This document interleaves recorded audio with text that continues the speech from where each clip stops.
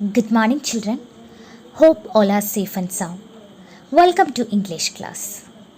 Let us discuss language activities and fifth unit. Listen carefully. Read the following passage carefully.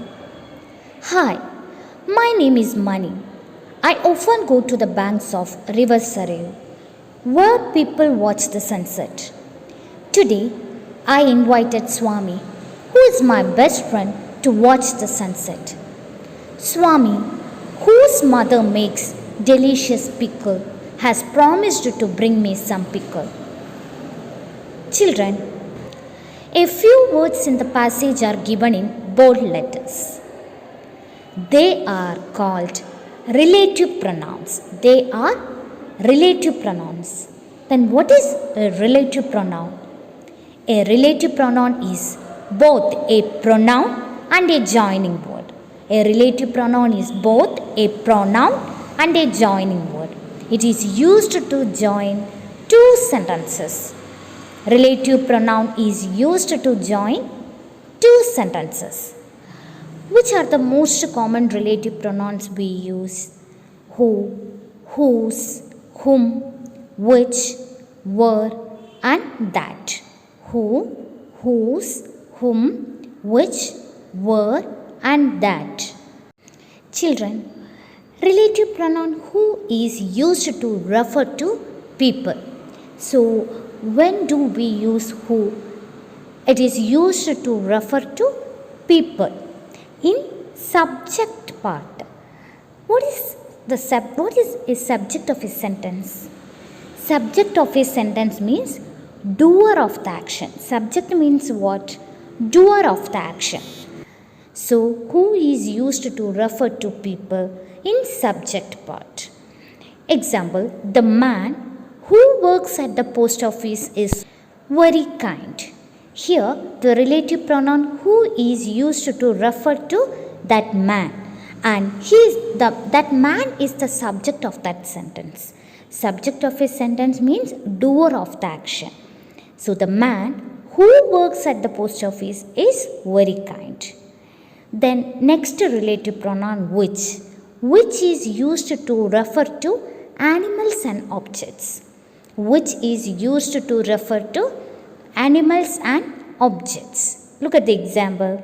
I have a gift with me which my friend brought. Here which is used to refer gift. Gift is an object. Then next one whose. Whose is used to refer to possessions. The tree whose branches shade my kitchen window is an oak. The tree whose branches. Here it is used to refer possession. The tree whose branches. Then that is used to refer to people and animal. That is used to refer to people and animal. Both who and that is used to refer to people. So here that is used to refer to people and animal.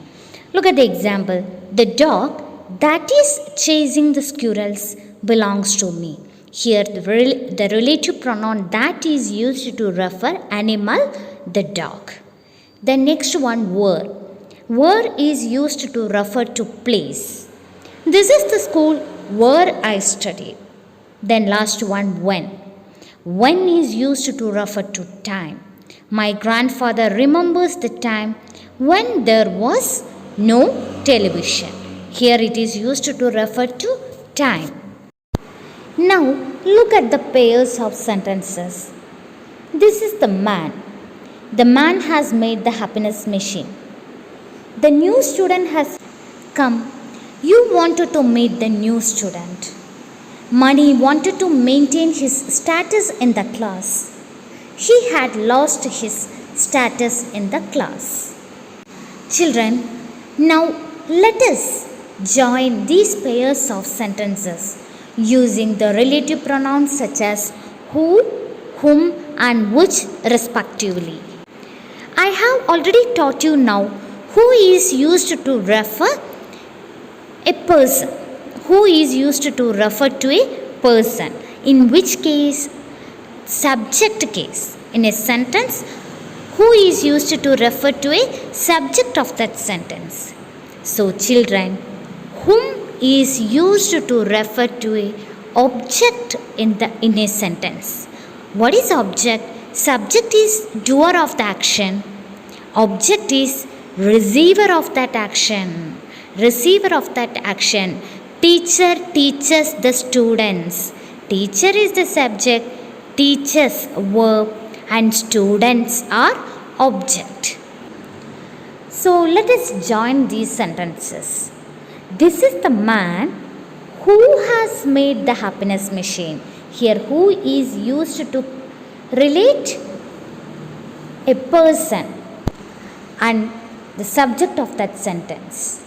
Then next one, second sentence, the new student, whom or who. Here we can use whom you wanted to meet has come. The new student, whom you wanted. Whom is used to refer object of a sentence. Here the object is the new student, that is receiver of the action, and the subject is here you. You is the subject.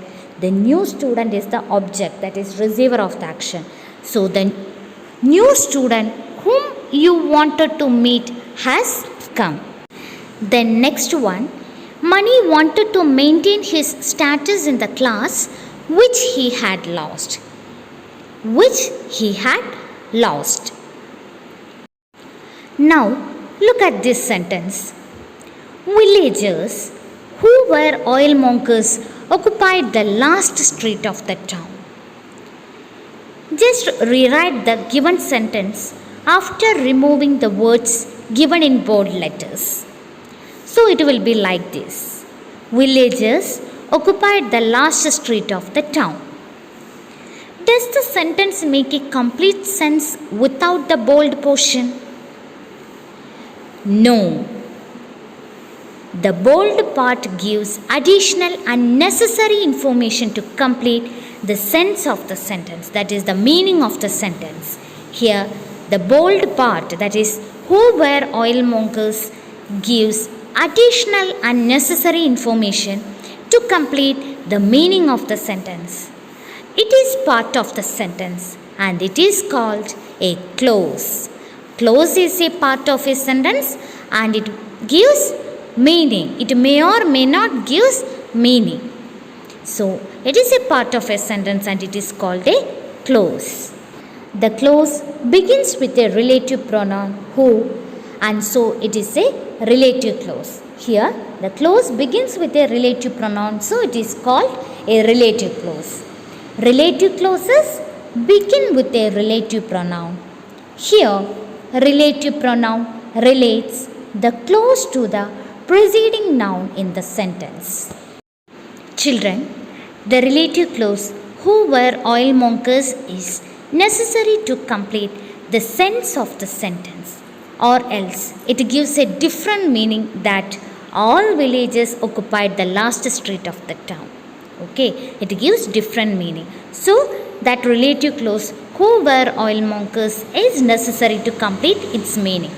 Such clauses are called defining relative clause. Such clauses are called defining relative clause. Relative clauses are of two types: defining relative clause and non-defining relative clause. Clauses that is necessary to complete the sense of the sentence are called defining relative clause. Now look at this sentence. River Sarayu, which glistened like a silver belt in moonlight, was the pride of Malgudi. Here, the relative clause, which glistened like a silver belt in moonlight, is not necessary to complete its sense. If we rewrite that sentence, it would be like this. River Sarayu was the pride of Malgudi. It gives a complete sense. Here, the relative clause in the second sentence is separated with commas. That is, River Sarayu, comma, which glistened like a silver belt in moonlight, comma.